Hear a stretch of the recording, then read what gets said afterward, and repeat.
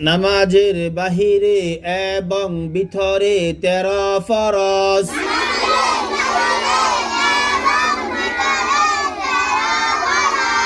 নামাজের বাহিরে 7 ফরজ।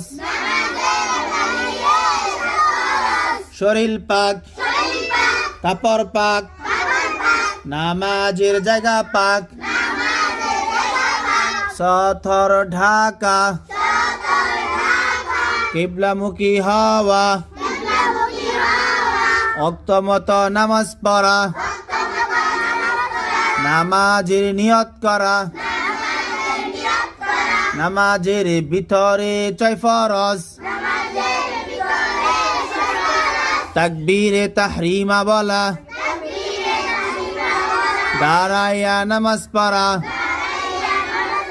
কেরাত পড়া, রুকু করা, 2 সিজদা করা, আখিরি বৈঠক।